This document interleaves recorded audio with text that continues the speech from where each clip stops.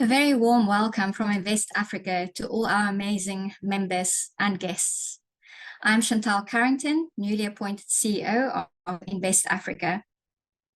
I'm delighted to present to you today's Invest Africa Outlook 2024 for East Africa. This is the fifth webinar in our series of 6, including West, North, South, Francophone, and Lusophone Africa. I remember how Invest Africa helped me during my days at PwC with the Africa FS Deals Roadshow in the UK.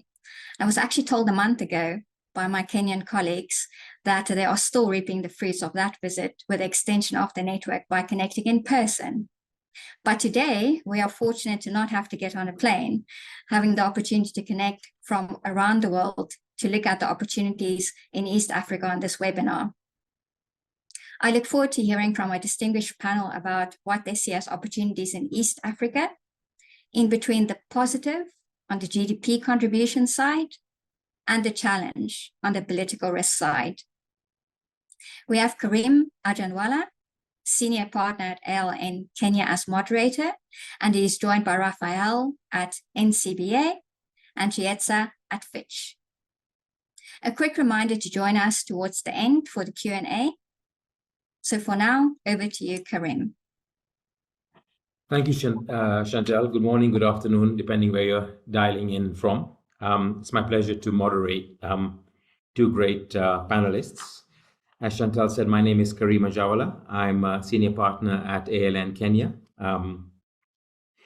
My day job is mergers and acquisition work across the continent. And so I have a sort of unique view on capital flows into and out of the continent, who's investing, who's disinvesting, and so on. And some interesting times. 2024 January feels very different from 2023 January. And although the East African region is the fastest growing region within Africa, we also have a number of global and regional headwinds. Multipolar world imposing itself on the world, including in East Africa. That has all sorts of consequences: public debt, inflation, FX, and the availability of FX. So it's really an honor to be joined by two great specialists. Chietza is the global head of operational risk research and leads the South African research team at BMI, a Fitch solutions company. Her areas of specialization are in business environment analysis, policy risk, and macro analysis, focusing on the emerging markets. She's a bit of a rock star when it comes to appearing on global news and regional news publications. Everything is a kind of who's who, Bloomberg and the rest. Raphael is chief economist and a director at NCBA, a large regional bank headquartered in Kenya. He was formerly the head of Treasury and has 20 years of experience in banking, economic research, and policy, data science, and predictive analysis. So with that, I'm going to first allow each of Raphael and Chietza to just kick off with a 2 or 3 minute kind of overview. Raphael, maybe starting with you, an overview of the region and the financial markets and sort of macro developments in the region more generally, before I'll turn to Chietza. Thank you very much, Karim, for having me, and good afternoon, everybody. I'm very pleased to be on the panel today. If you listen to Karim, I think it's more or less captured what the region looks like. So fastest growing in Africa. On average, 4.8% of output flow to about 5.2 across all 4 major economies in the region, including Ethiopia. But more primarily, I think it's important to point out as we commence 2024 that the outlook is mixed because within that very strong and robust growth, there are headwinds, but more particularly stemming from the debt side. So there's a huge public debt question amidst an ongoing fiscal adjustment, actually including the monetary policy side. Be that as it may, if you take the center of gravity for the region, of course, by far still remains Kenya. And what we have up to leading indicator numbers, we have very strong results for 2023. We can safely say, if you look at the Q3 numbers, the country will obviously grow at anywhere from 5.2 to 5.4% GDP, and potentially repeat the same fate in 2024, the risks, as has been outlined, notwithstanding.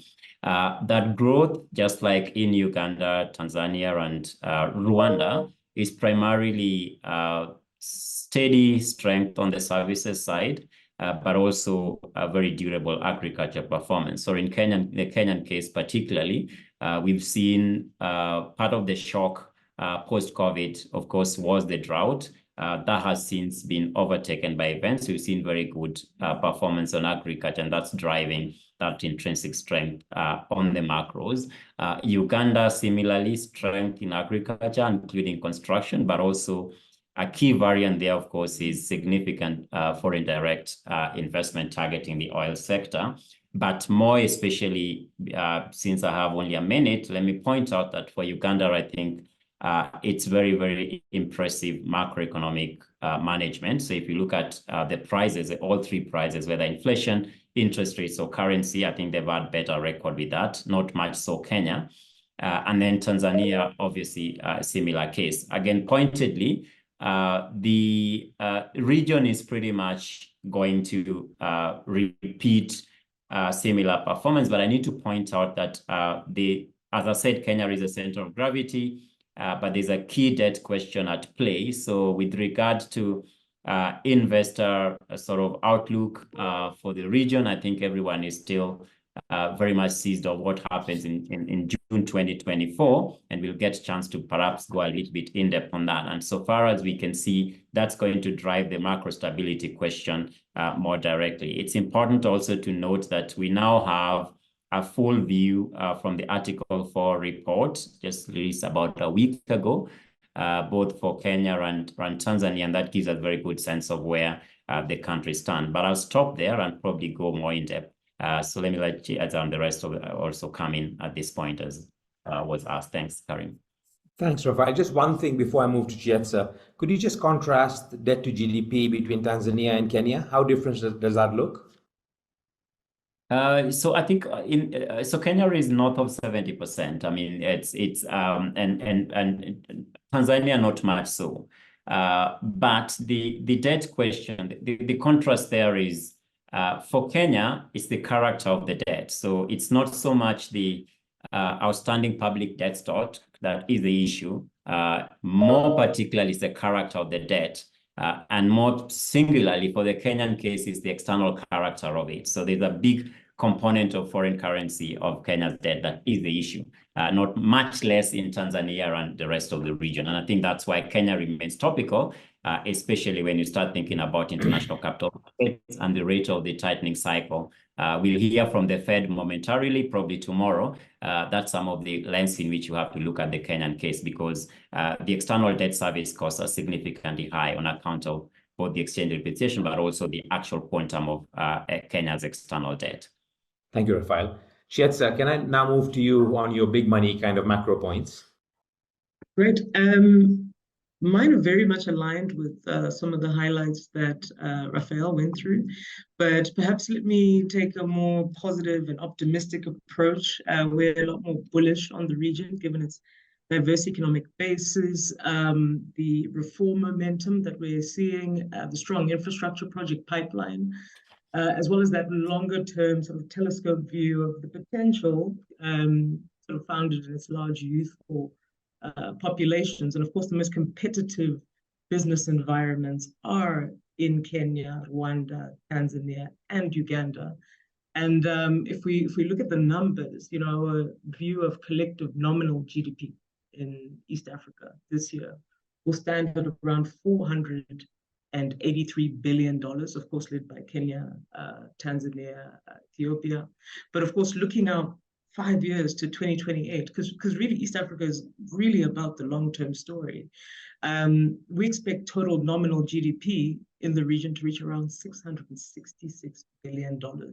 And by 2032, Uganda is going to join Kenya, Ethiopia, and Tanzania in having that nominal GDP over $100 billion.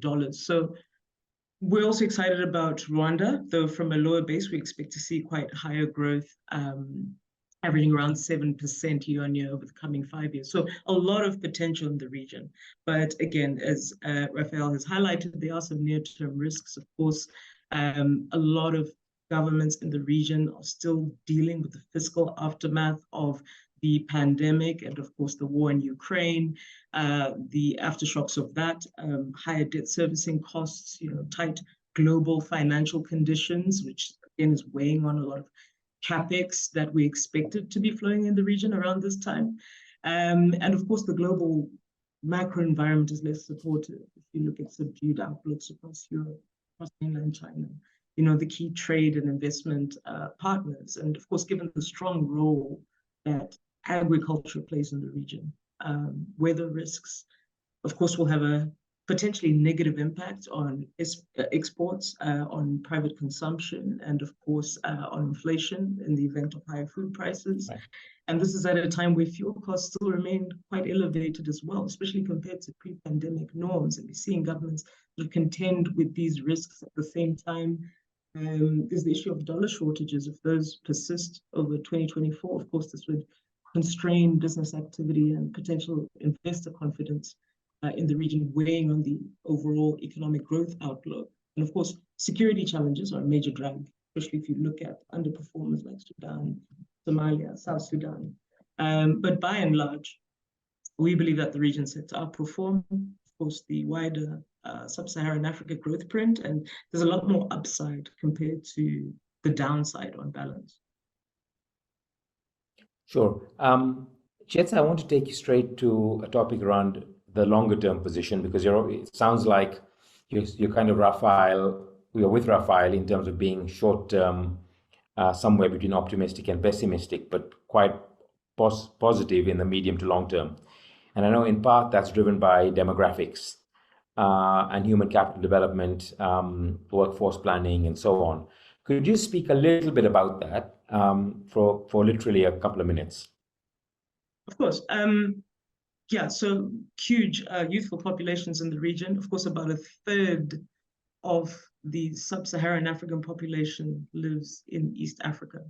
And the region's active population is increasing at a very fast pace. And of course, it's worth noting that those in that 0 to 15 age group make up about 40% of the total population within East Africa. So I think governments in the region are aware that if adequate income generating opportunities don't grow at a faster pace, this potential demographic dividend can actually turn into a demographic disaster with huge implications for regional security, stability, and of course, fiscal sustainability. But on the policy front, we're quite positive. A few key jobs programs have emerged in recent years that are youth targeted, that are promoting vocational training, that are providing loans to young entrepreneurs in business, especially in countries like Kenya, Tanzania, Uganda. And there are also various women-targeted programs, right, with a focus on sustainability, with the support of the United Nations.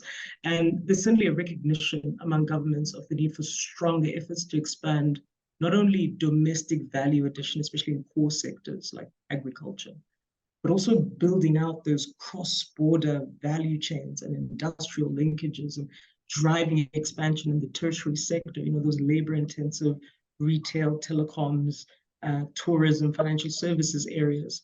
And I think more importantly, the region has seen and is seeing a significant increase in business-supportive infrastructure development and an increasing focus on innovation, especially in Kenya. Just share a couple of examples for our audience of infrastructural developments that you think are kind of landmark and have helped kind of shift the dial. Just a couple of examples. Yeah, and of course. I'll give two examples, well, in two buckets, right? On the transport and the energy side of things. So we're seeing increasing energy intensity levels across the region. When you look at the likes of Ethiopia, Tanzania, large-scale hydropower projects, and of course, green energy development, especially in the likes of Kenya, not only geothermal, but also wind power.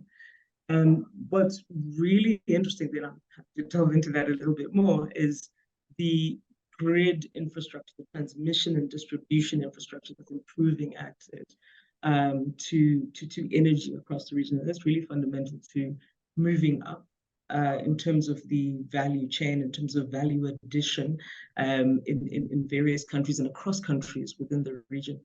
On the transport end, of course, increasing avenues for the movement of bulk freight, I think, is really important. With Tanzania, the likes of Kenya, becoming key freight corridors, not only in terms of road transportation, rail transportation, but also especially the expansion of port infrastructure is really starting to bring them up to be more competitive with some of the other region. And by the region, I mean the wider Africa regional port hubs. Of course, I suppose connecting all of those three is the development of special economic zones Right. in an effort to attract a bit more FDI. Right. Very helpful. So, Raphael, we have a nice portrayal of the potential promised land built on some of these longer term initiatives that Chiet's outlined.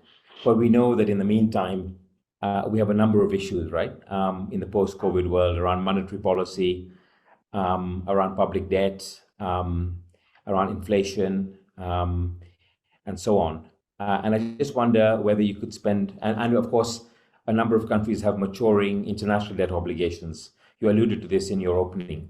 Could you just paint a picture for us in the kind of 2024-2025 period, how you think some of these issues are likely to be dealt with and addressed by governments in the East African region? Thank you, Karim. And I couldn't agree more with Cesar on the long-term prospects for the region. I'm very bullish, not only for the demographics, but also what I think would be the dividends from the huge infrastructure outlay, as she was underscoring.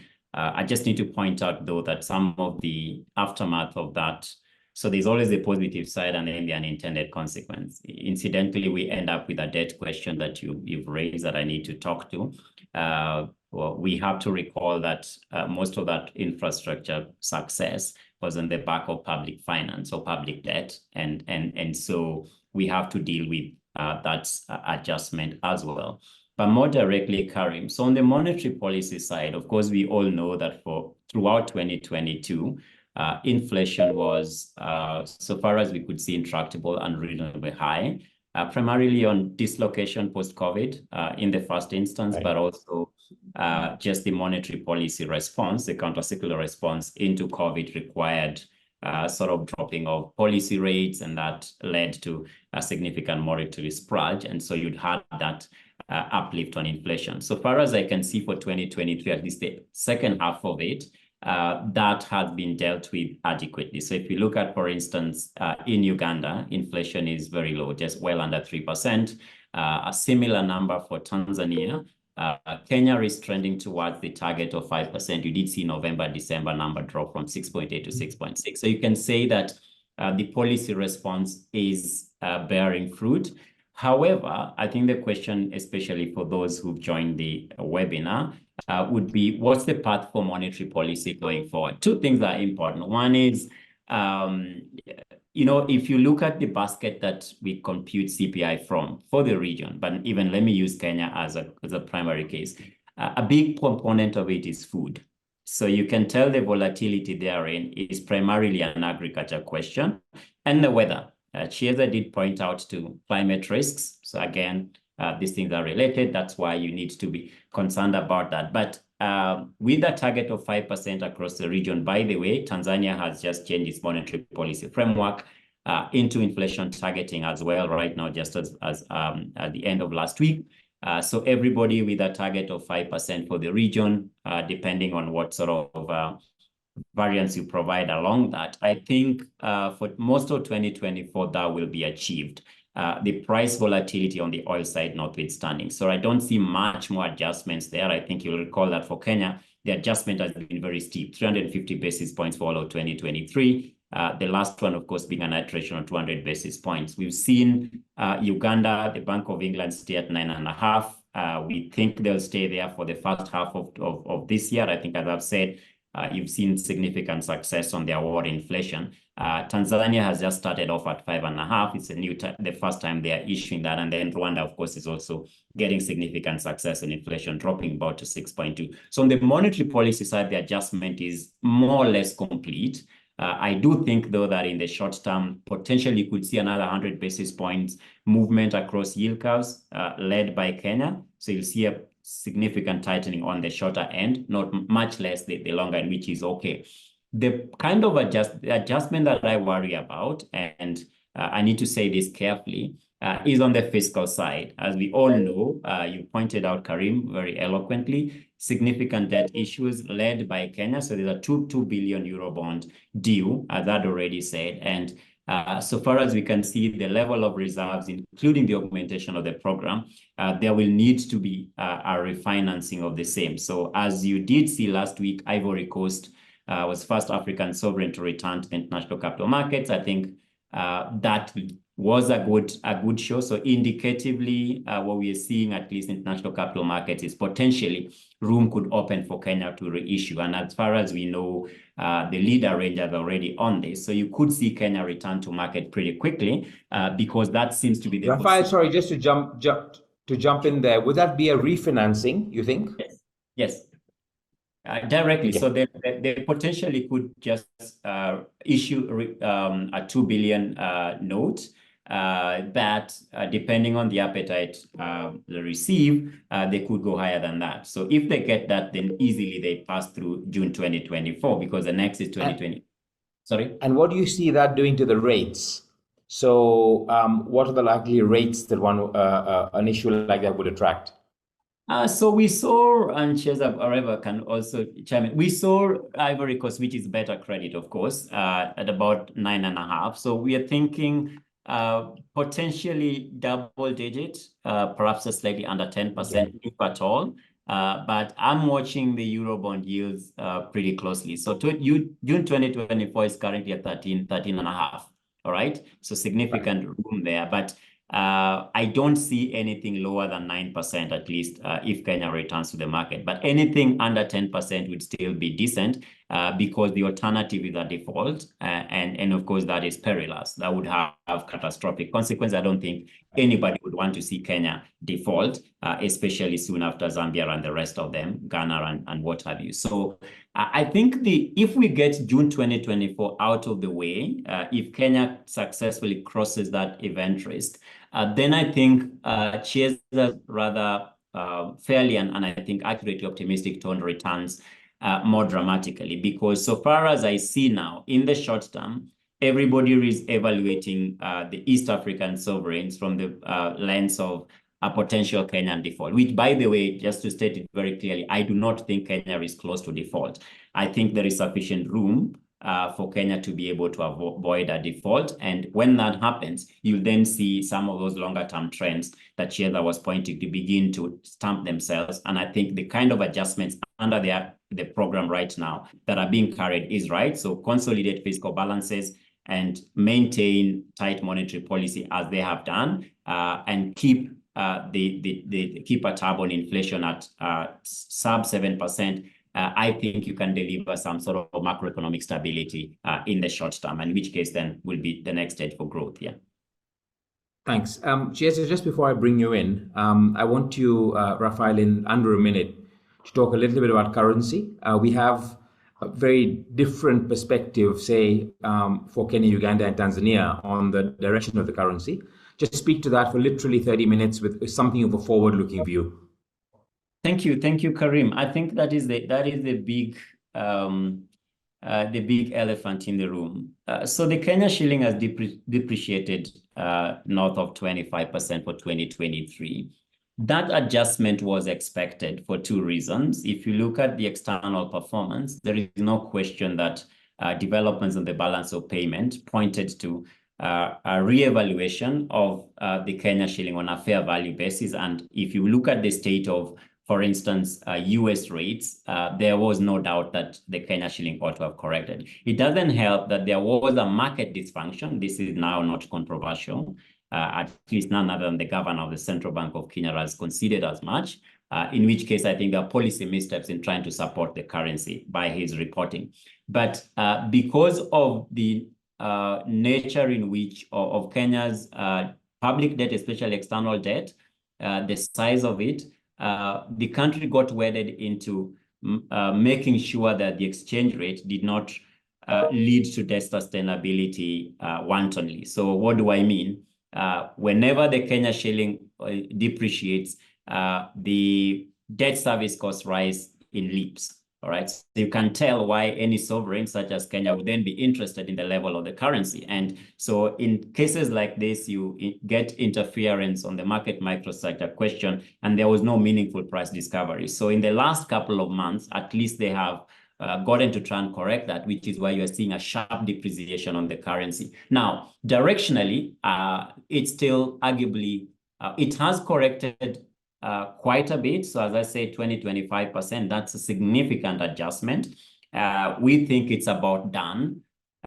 Maybe just get a bit of, let's see whether the interest rate move that they pulled up in December will attract portfolio flows to begin addressing the current account sort of imbalances that we see. Strong remittances is backing that up. And then, so what I do think actually is direction for the currency, yes, south, but much less rapidly than we've seen in the past. And I would argue Uganda is actually the converse of that. So we've seen actually that strengthening because I think they were a lot freer on their capital account management than we were as Kenya. Kenya and Tanzania are more or less on the same streak, and then Uganda on a different streak. So Uganda is having significant success with its currency management more directly. But I remain positive that at least the Kenya shilling has done a bit of the adjustment that was necessary. Yeah. Thank you, Rafael. So Chietza, I'll bring you in here now. You can hear me, I hope. Yeah? Yes. Great. So please chime in on anything you want to on what Rafael said. But in particular, I guess, you know, one of the ways of combating FX issues is for us to trade more with each other, okay? And interregional trade in East Africa, I think, is currently about 13%, compares very poorly to, say, the EU. Could you talk a little bit about kind of the regional integration initiatives, what you see on the ground in terms of boosting inter-African trade, and how Kenya and I suppose Tanzania in particular are key players in this regard? Yeah, absolutely. If I can just add a comment to the earlier discussion and the very valid points that Rafael outlined. Let's not underplay or downplay the potential risks or the potential opportunities, rather, that will come from the support of multilateral partners and multilateral lenders, be it an FX question, a debt question, and a trade question. So to your question, Karim, in terms of what's being pursued, I think there's a lot of improvement within the region on the soft infrastructure side, right, on the institutional infrastructure side of the equation within East Africa. We've already seen this, of course, with the advancement of the EAC, and we're looking at a monetary union in the near future. We've seen, of course, with the more recent AfCFTA, the African Continental Free Trade Area also presents some pretty big opportunity areas to enhance trade. And of course, this fundamentally creates a platform to further formalize cross-border trade, which could go a long way in helping to plug some of those additional fiscal gaps that we're seeing play out in country, of course, you know, alongside lowering tariffs and harmonizing trade procedures, reducing red tape.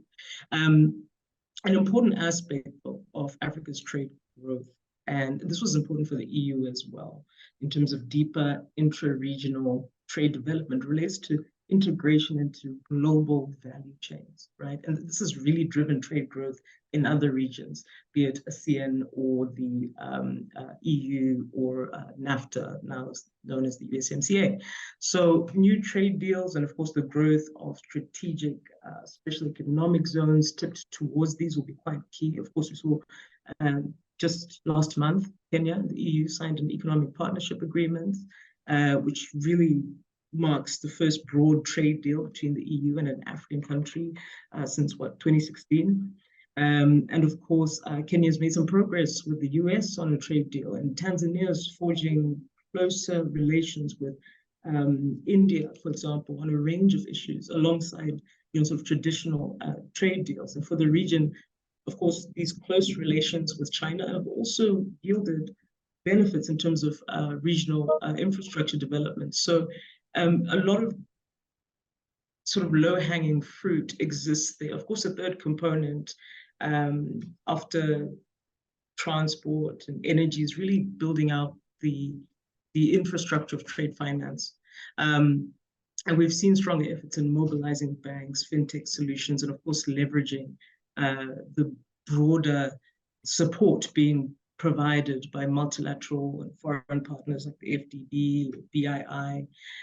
So I think that's going to be really important, especially as we move closer towards sort of sustainability-linked commercial practices and lending, and sort of deals more tipped towards small and medium-sized enterprises across the region. And again, it circles back to that issue of formalization of trade flows, which should be a priority in this regard, and improves the depth of data gathering, of trade knowledge, and of course, lowering that risk premium in that regard. Can I just, Chietza, jump in there and ask very quickly, and just everyone a reminder, please put your questions in the chat. We have two, but please keep them going. We've got 10 minutes at the end. DRC's obviously just had an election, and it's, the incumbent president was re-elected and so on. How do you see that? Just talk a little bit about DRC and how it impacts the East African region more broadly. Opportunities and threats. Yeah, well, the DRC it's globally important, given its significant mineral base and the kind of investment that we're seeing in its resource sectors. So, of course, we've seen efforts not only West of Africa, the Lobito corridor, but also through Tanzania to kind of build out that infrastructure that allows bulk freight flows, right, from the DRC. And of course, the DRC has recently joined the EAC. I think that's really important for the regional grouping in terms of enhancing trade and diversifying that trade base. So there are a lot of potential significant benefits there, but of course, there are political risks to consider, given sort of fractious relationships between the DRC and, of course, the likes of Rwanda. But again, the regional grouping does provide a basis for a diplomatic reconciliation or diplomatic sort of reconstruction and trade-focused rebuilding of relations between the wider region and the DRC itself. But it is absolutely critical to energy of the future, to minerals of the future, to the sort of economy, the sort of tech-based economy of the future in a very global manner, and in a way that can further connect the region. It can be a key outlet for the DRC, even more to global value chains. Okay, great, wonderful. Thank you, Chietza. So we have 10 minutes for questions. So please pop them into the chat. There's one question here from Antoinette Sala, which I'll put out there, and either of you or both of you can jump in and take it. And the question is, in which sector in agriculture could attract investors? Where, I think the question is targeting where in the agriculture value chain do you think there's the most interest, or there should be the most interest? Chietza, do you want to give it a go, and then Raphael, you can jump in? I can give it a rather short response. I suppose with agriculture, it's not so much sector specific, but horticulture does look interesting in terms of the kind of margins that are present there. I think the sort of tea and coffee sectors are a lot more interesting as well. So given the sort of price trajectory in the coffee space. But soft commodities wise, I think what's very interesting is the potential to attract sustainable financing towards those sort of sectors, and attract sustainable financing towards your sort of smallholder farmers within those sectors as well. I think we're also excited about the potential services areas around the agricultural sector, right? So your logistics, transport around that. We've seen the likes of Rwanda and of course Kenya invest quite significantly within that, not only in the overland transportation space, but also in the aviation space. And again, that circles back to the horticulture aspects. But yeah, that's really what sticks out for us.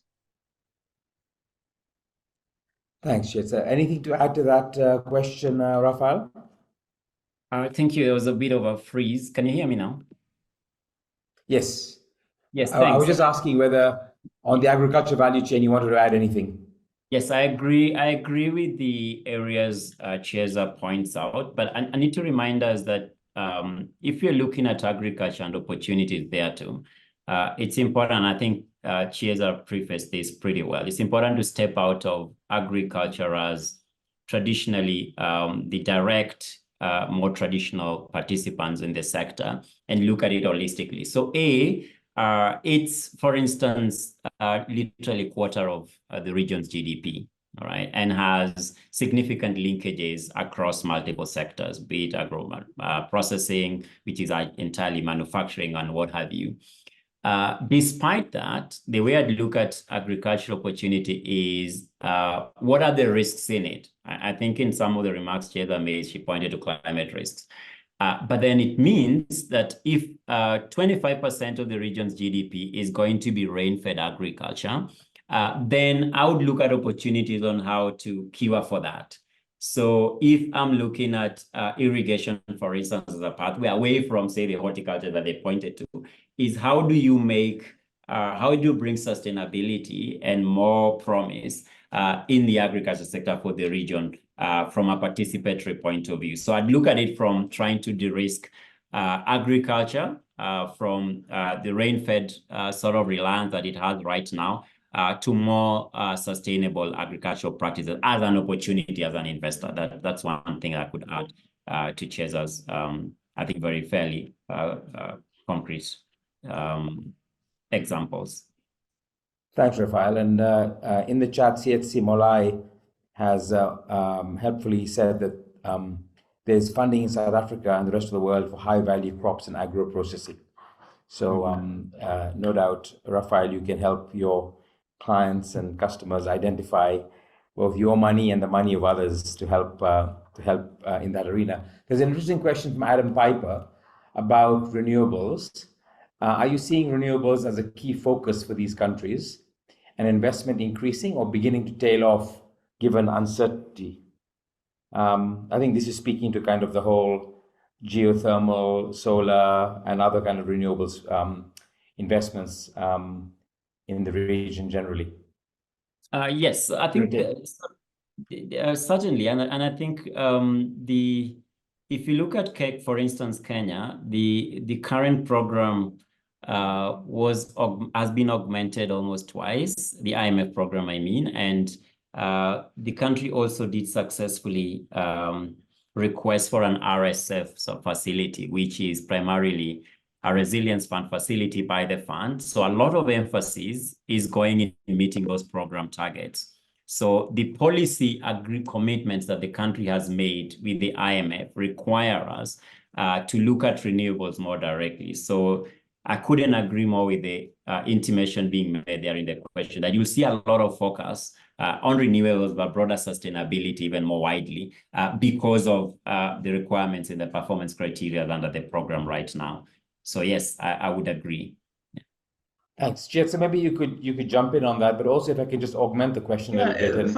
If I could add to that, I think there was very strong uptake over the past decade, but yeah, one could get the sense that it started to tail off. And I think one major area that needs to be looked at is the planning around building connections, building out adequate transmission and distribution lines. We saw that with the Lake Turkana project, a huge issue, a wind farm that wasn't necessarily connected to the rest of the grid.